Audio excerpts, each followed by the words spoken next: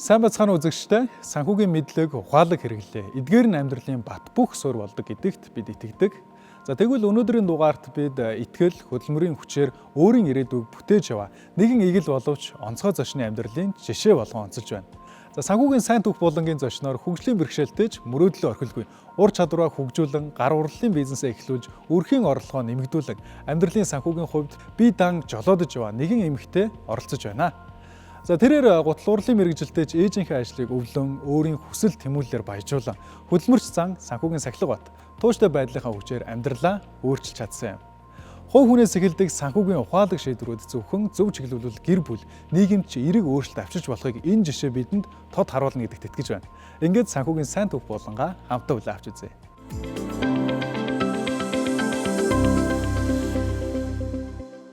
Гутал чинь нөгөө ихчтэн гарт орцсон.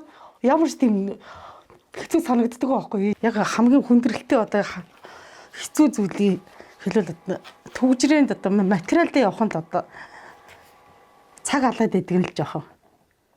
Тэр нь баг миний хүндрэл юм уу? Ер нь тэгээд нэг ингэ гаргасан загвараа тэгээл сайжруулаад яваад идэв. Тэгээл жоохон тэрүүхэнд засаад загвараа өөр зохион бүтээн өөрөө уулаж татна. Ер нь ажлынхаа ер нь 80% яг өөрөө хийдэг. Эгэл жирийн нэгэн эмэгтэйг хөдөлмөрч зан тууштай байдал, хүчтэй хүсэл тэмүүлэл нь өрхийн үйлдвэрээ амжилттай хөгжүүлэх замд хөтөлжээ. Хөгжлийн бэрхшээлтэйч гутал хийх чин хүсэл нь түүний амьдралд итгэл найдвар, гэрэл гэгээ авчирсан юм. Ээжийнхээ мэргэжлийг өвлөн авч, гутал засвараас эхэлсэн бичил бизнес нь өнөөдөр гутлын цех болтлоо өргөжжээ. Өдөр бүрийн багахан хүчин чармайлт санхүүгийн сахилга бат нь түүнийг өнөөдрийн амжилт руу хөтөлсөн юм.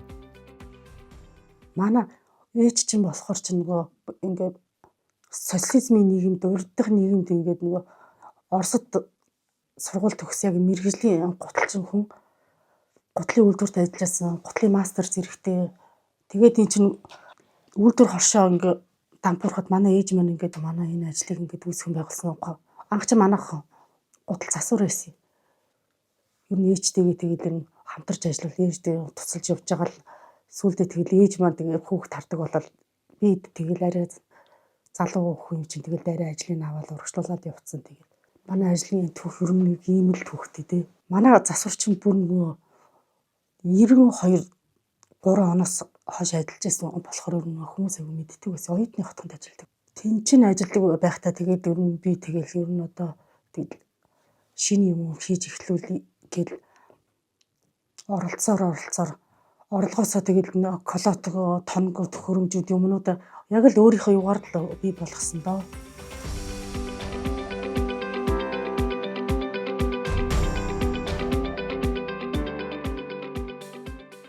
Миний өөрийн 70 тухамсар чи ерөөсөө ингэж зүгээр байж ерөөсөө чаддгүй.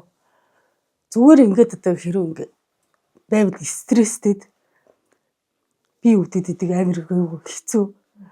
Дээрс нь маш их стресстэй идэг. Гар урлал чинь хүнийг айгүй гоё төвлөрүүлж өгдөг байхгүй. Бас эн чинь нөгөө мөнгө олохын хажуугаар хүнд чинь нэг сэтгэл санааны нэг хэрэгцээ гэж нэг юм байна штэ. Миний ажил надад нэг бас одоо тийм төвлөрөл тийм тайвшрал бясалгалыг өгдөг. Ер нь энэ бизнесээр л ер нь өстө насаараа л хийж энэ. Өөр ажил төрөл рүү ер нь эрхлэх гэж ер нь оролдог. Яг л нэг зорьсон юмдаа тэгэл ингээ тууштай яваад байдаг хүрч байна. Жилийн 4 үйлдвэрлэлдээс тасралтгүй ажилтдаг өдөр болгон баярын өдрүүдээр л амардаг.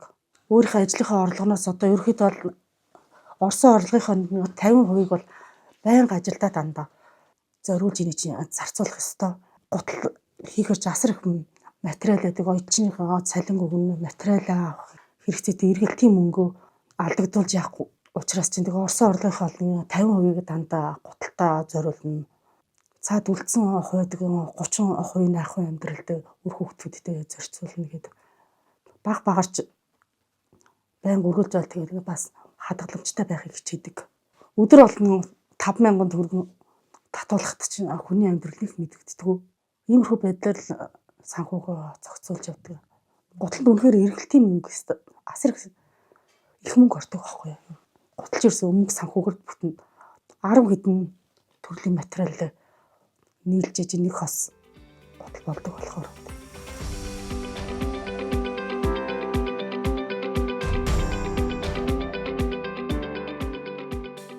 Хамгийн анх би чинь нэг бурайд хотол ойжсэн. Тухайн үедээ чинь нэг 200,000-аар тэгээд бурайд хотолны захиалга авал нэг тэрийг нэг 3-4 хоногт ойж игэл нөгөө мөнгөөрөө тэгээд 3 арсмэрийн колот авч ирсэн.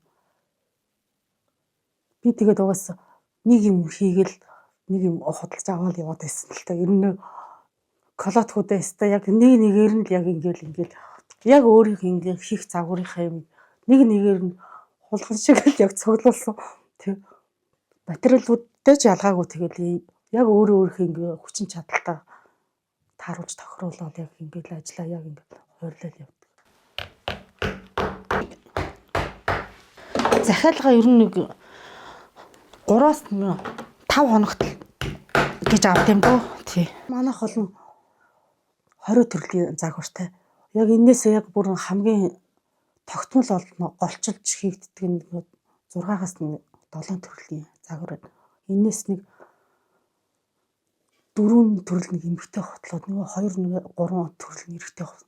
Энэ одоо манай бол яг бэрийн загвар. Энийг манайх ингээд хар боорлаа, гингийн ярьс өвөлд манайх энэ дотрын нэхэд дотроор хийгдээд өгчтэй. Манай уул тийм кавчук гултай өвлийн уул юм чинь өвөл ерөөс гулгаж шалтарддаг чиг огт татдаг. Манайх колот хөдөлн дандаа манайх турк хөвлөртэй дээ дандаа. Европ өмсгөл томтой тэгээд Монгол хөлнийхээ онцлогтой манайх бол готлууд яг таарч тохирдог. Миний ирээдүйн зорилго одоо нэгт одоо мэдээж миний эрүүл мэнд хоёрт одоо ингээ хийж байгаа ажлаа ингээ үр дүнтэй гаргаж байгаа бүтээгдэхүүний олон төрөлж болгож одоо тэгээ манайх нөгөө оюуны өмчөд орж одоо тэгээ бараа бүтээгдэхүүний ер нь бэндээд брэнджүүлэх тийм зорилго тавьчихад байгаа. Жижиг том гэлтгүү бизнес эрхэлж байгаа хүн ер нь бол санхүүгийн маш сахилга баттай л байх хэрэгтэй. Санхүүгийн асар ингээд сахилга баттай байж л үдий зэрэгтэй одоо цэхээ ажиллаж авч явж байна. Санхүүгийн сахилга бат тууштай хуримтлал хичээнгүй занана. Түүний амжилтын гол үндэс болсон. Өөрийн уралсан гутал бүрэн өрхийн үйлдвэрлэлээ үргэлжлүүлэх санхүүгийн боломж хөрөнгө оруулалтыг бий болгоход түлхэц болсон юм. Эдгээр хүчин зүйлс нь түүнийг зөвхөн бизнесээ доктортой өсгөхөд төдийгүй өдөр бүрийн жижигхэн санхүүгийн алхмуудаар мөрөөдлөө бодит болгоход дэмжиж байна.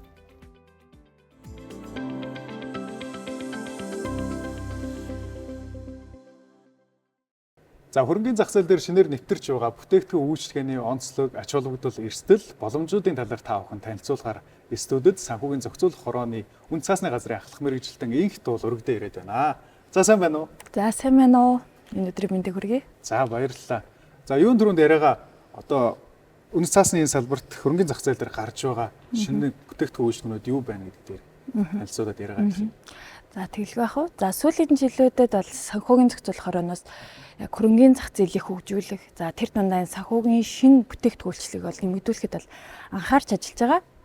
За бид бүхний одоо мэддгээр бол тий өмнө нь бол зөвхөн хувьцаа, бонд, засгийн газрын үнцаас гэсэн 3 төрлийн санхүүгийн бүтээгдэхүүн бол энэ үнцаасны зах зээлд арилжаалагддаг байсан. Гэтэл одоо ингээд энэ зах зээл маань хөгжөөд 100 гаруй санхүүгийн шинэ бүтээгдэхүүнтэй болсон байна тий. Зах зээл маань идэвхтэй арилжаатай болсон байна.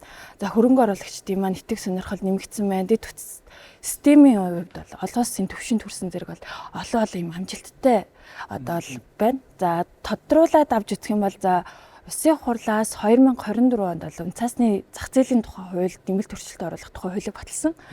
За энэ хуулиар бол яг түрүүний хэлсэнчлэндээ олон улсын жишигт нийцсэн одоо ингээд санхүүгийн шинэ төрлийн бүтээгдэхүүлчлэг бол ингээд хууль хэрэгцээ хүрээнд бол ингээд нэвтрүүлсэн.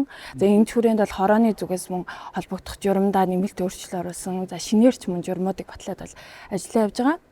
За энэ дундаас тэгээ онцлох юм бол за хуульд орсон нэмэлт өөрчлөлт ороод за одоо бүтээгдэхүүний хувьд авч үзэх юм бол мөнгөний зах зээлийн бүтээгдэхүүн болох тий хадгаламжийн сертификатыг за үнцаасны зах зээл буюу хөрөнгөний зах зээлд арилжаалах боломжтой болсон байна.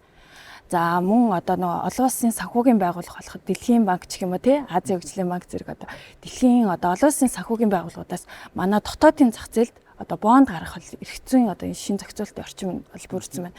За үйлчлэгээний хувьд авч үзэх юм бол за гарааны болон одоо жижиг дунд одоо үйлдвэрлэл үйлчлэгээ эрхлэгчдийг дэмжих зорилгоор тий одоо ингээ платформоор дамжуулан одоо санхүүжилт татах боломжийг нэмэгдүүлэх хүрээнд хувьцааны хамтын санхүүжилтийн үйлчлэгээг бол одоо хууль эрх зүйн бас бүрдүүлсэн байгаа. За мөн гэрээний үндсэн дээр байгуулагддаг хөрөнгө оруулалтын сан зэрэг бол одоо бид бүхний одоо ингээ өмнө сонсож байгаагүй ч юм уу те шинэ төрлийн одоо ингээ санхүүгийн бүтээгдэхүүлчлэг бол зах зээл дээр бол нэмтрээд гараад явж байгаа.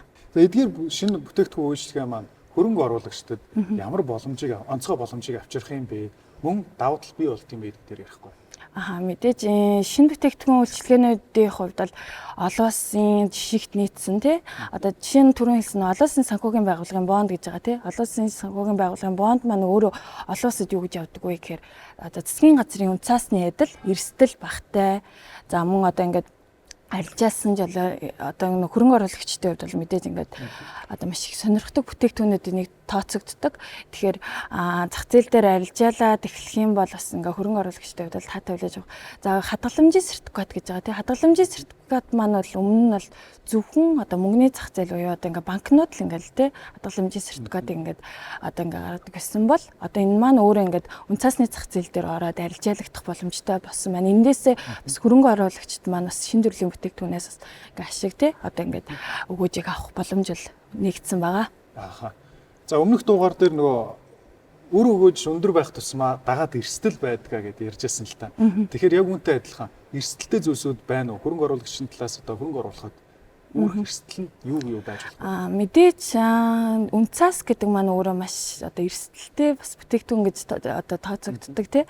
Тэгэхээр нэг хөрөнгө оруулж байгаа иргэд маань ч бай, хөрөнгө оруулагчид маань бас одоо хөрөнгө оруулах гэж байгаа бол тодорхой бас эрсдлээ хүлээн зөвшөөрөөд тий.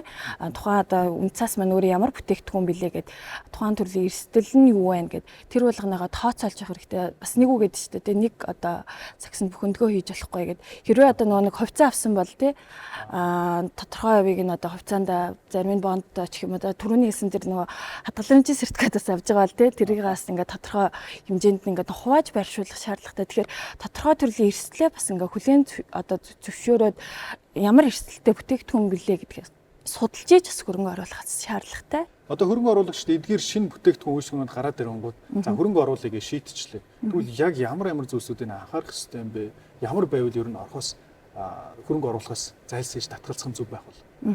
Мэдээж энэ нэг шинэ бүтээгдэхүүн гэж байгаа шүү дээ. Шинэ бүтээгдэхүүн үйлчлэг юм чи мэдээж бас тухайн бүтээгдэхүүнүүдийг судалж ийж орох шаардлагатай. Судлахгүйгээр за одоо байдаг нэг хувьцаа ч юм уу бонд ч гэдэг юм уу те ингээд ингийн бүтээгдэхүүн шиг одоо ингээд бодохгүйгээр за энэ одоо хадгаламжийн сертификат гэдэг маань өөрөө ийм бүтээгдэхүүн байна. Энэ нэг за би авснаар ийм надад өгөөж ирэх юм байна гэдэг ч юм уу те. За олон улсын санхүүгийн байгууллагын бондыг би авснаар ийм байх юм байна. Өөрөө ийм бүтээгдэхүүн байна гэдгийг сайн судалж одоо орох шаардлагатай. Бас шинэхэн яг энэ хөрөнгөний зах зээл дээр орж ирж байгаа хөрөнгө оруулагч иргэн маань анхаарах зүйл нь юу байх болов? Би нэг судал гэдэг үгийг түрнээс маш судалгаагүйгээр орж ирдэг. Үнцасны талаар мэдлэг одоо ойлголт ингээ маш магтаагаар орж ирдэг. Яг нөгөө юу гэж байдаг л да хөрөнгөний зах зээлд мэрэгжлийн хөрөнгө оруулагчид гэж байдаг л да. Бүр ингээд нэг тоглоод ороод те хөрөнгө оруулаад сурцсан. Ямар хөрөнгө оруулалт надад ямар ашигтай вэ гэдгийг мэдээ сурцсан хүмүүс байдаг л да. Тэр хүмүүсийг бодоход яг нөгөө шинээр орж ирж байгаа те хөрөнгөний зах зээл шинээр орж ирж байгаа хөрөнгө оруулагч байгаа хүмүүсийн хувьд бол одоо мэдлэг ойлголтгүйгээсээ болдог ч юм уу те бүтээгдэхүүний шин чанарыг мэдгүйгээсээ болоод бас ер нь бол хөрөнгө оруулахад бас маш их асуудал тулгардаг. Тэгэхээр наадсах нь одоо хорооноос жишээ нь юу гаргадаг? Одоо иргэдэд зориулсан нөгөө ном тавхимол одоо бичлэг видеонууд гаргадаг. Тэгэхээр тэндээс бас ингээ оролцоо те ороод үзээд ер нь л энэ хөрөнгө оруулалтын хэрэгсэл гэдэг маань өөрөө юу илээ гэдгийг сайн хараад те судлаад бас орох нь бол зүйтэй болов. Түрүүний хэлсэн нөгөө гэрээний үндсэн дээр байгууллагадаг хувийн хөрөнгө оруулалтын сан гэж байгаа шүү дээ. Тэгээ компаниудаас эхнээсээ нэг компаниас нөгөө хувийн одоо гэрээний үндсэн дээр байгууллагадаг хөрөнгө оруулалтын сангийн эрхээ аваад ажиллаж байна. Тэгэхээр энэ мэтчлэн ер нь бол манай зах зээл дээр энэ бүтээгдэхүүний гаралт нь нэмэгдэж байна. Хүмүүсийн бас нөгөө итгэл одоо нөгөө итгэх оролцоонд бас сонирхол нь бас нэмэгдэж байгаа гэж бас харж байгаа. Ирээдүйд одоо шинээр ямар боломж гарц гаргалгаа гэж нээж өгч байгаа юм бэ? Бүтээгдэхүүн үйлчлэгээ маань яг энэ мэрэгчлэлтэн үеийн хувьд хөндлөнөөс харж байгаа тийм. зах зээлд эзэлж байгаа баримт үзэх юм бол гадаадын хөрөнгө оруулагчдын ердөө 2% нь одоо Монгол улсад ингээ хөрөнгө оруулсан байдаг юм л да. Тэгэхээр энэ хөрөнгө оруулагчдыг ингээд цааш татахын тулд манай зүгээс бол одоо ингээд олон улсын санхүүгийн байгууллагын бонд тий олон улсын жишг нийцсэн бондуудыг одоо нэмэгдүүлэх гэсэн байна. За дээр нь компаниас засаглалууд одоо ингээд сайжраа явж байна тий ингээд шинэ бүтээгдэхүүн шинэ журмуудыг гарч яваад тэгээ түүнийгээ дагаад бас ингээд цааш дээр одоо ингээд манай зах зээл маань улам өргөжин тэлнэ гэж бас харж байгаа. Одоо хүмүүсийн бас сонирхол нэмэгдээд одоо нөө банкны зээлээсээ илүү те ингээ хөрөнгөний зах зээлд бас ингээ хөрөнгө оруулах сонирхол нь бол улам нэмэгдэх цаашдын хөгжил бас илүү ингээ төв нэмрээ оруулаад явах болов уу гэж харж байгаа. За маш их баярлалаа. Урилга хөлөө авч ирээд маш хэрэгтэй зөвлөгөө мэдээллийг өгсөн танд баярлалаа. Ажил амжилт хүсье. За баярлалаа.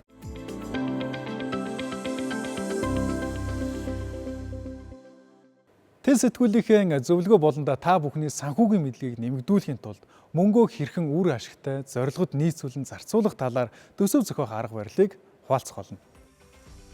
Мөнгөө зөв зүйл зарцуулж хуримтлал үүсгэхийн тулд төсөв зохиох, түүнийгээ дагаж хэвших нь санхүүгийн сахилга баттай доктортой амьдралын эхлэл болтгоо.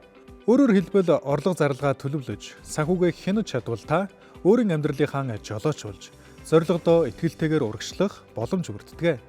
Төсөв гэдэг нь орлого зарлага хуримтлал, хадгаламжийн уялдааг ойлгомжтой болгож, таны санхүүгийн бодит нөхцөл байдал ямар байгааг нээлттэй харуулдаг чухал хэрэгсэл юм. Төсөв зохиохдоо дараах зарчмуудыг санаарай. Орлогоосоо хэтрүүлж мөнгө зарцуулахгүй байх. Орлого хүрэлцэхгүй үед зээл авах болвол үүний үр дагаврыг сайн тооцох. Зээл бол нэмэлт зардал дагуулдаг тогтмол хугацаанд төлөх үүрэг хүлээдэг гэдгийг мартаж болохгүй. Хэрв зарлага тань орлогоосоо давж байгаа бол мөнгөө юунд яаж зарцуулж байгаагаа эргэн харж хаанаас хэмнэх боломжтойг тодорхойлоорой. Жишээлбэл түлш бага зарцуулдаг машин унах, үнэтэй ресторанд хооллохын оронд гэртээ хоол хийх, тансаг хэрэглээг түр хойш тавьж чухал хэрэгцээгээ урьдчил болгох. Энэ бүхний хамгийн чухал зүйл бол хэрэгцээ ба хүслээ ялгаж сурах явдал юм. Хүсэл гэдэг хязгааргүй, харин орлого маань тодорхой. Тиймээс та мөнгөө юунд зарцуулах вэ гэдгээ зөв сонгож чадвал санхүүгийн хувьд илүү доктортой, амьдралынхаа хяналтыг өөрийн гарт байлгаж чадна. Өдөр тутмын амьдралдаа энэхүү зөвлөгөөг хэрэгжүүлж хэвшвэл таны санхүүгийн чадамж мэдэгдэхүйц нэмэгдэж, зорилгодоо хүрэх замтай нь илүү тодорхой, итгэлтэй байх болно. Санхүүгээ ухаалгаар удирдахын тулд төсөв зохиох нь ямар чухал болохыг бид зөвлөгөөний болонгоор ойлголоо. За харин одоо энэ мэдлэгээ улам гүнзгийрүүлж өдөр тутмын амьдралдаа хэрэгжүүлэхэд тань туслах санхүүгийн боловсрол олгох богино хэмжээний видеог хамтдаа үлээ авчирсан. Иргэн та үл хөдлөх эд хөрөнгө зуучлалын байгууллагаар дамжуулан үл хөдлөх эд хөрөнгөтэй холбоотой альва эрхийг хэрэгжүүлэхдээ юуг анхаарах ёстой вэ? Үл хөдлөх эд хөрөнгө зуучлалын байгууллагын үйл ажиллагаа эрхлэх, тусгай зөвшөөрөл авсан зуучлалын байгууллагаар үйлчлүүлэх. Тусгай зөвшөөрөл авсан үл хөдлөх хөрөнгийн зуучлалын байгууллагад олгосон QR кодыг гар утсаараа уншуулан хорооноос олгосон тусгай зөвшөөрлийн талаарх холбогдох мэдээллийг авах боломжтой бөгөөд тусгай зөвшөөрөлтөө байгууллагаар үйлчлүүлснээр үл хөдлөх эд хөрөнгөтэй холбоотой санхүүгийн заллин, лувер, гэмт хэргийн хохирогч, холбогдогч болохоос урьдчилан сэргийлэх, хамгаалах боломжтой юм. Иргэн танд үл хөдлөх хөрөнгө зуучлалын байгууллагатай холбоотой альва асуудал үүссэн тохиолдолд гомдол, санал хүсэлтэд санхүүгийн зохицуул хороонд ирүүлэх боломжтой.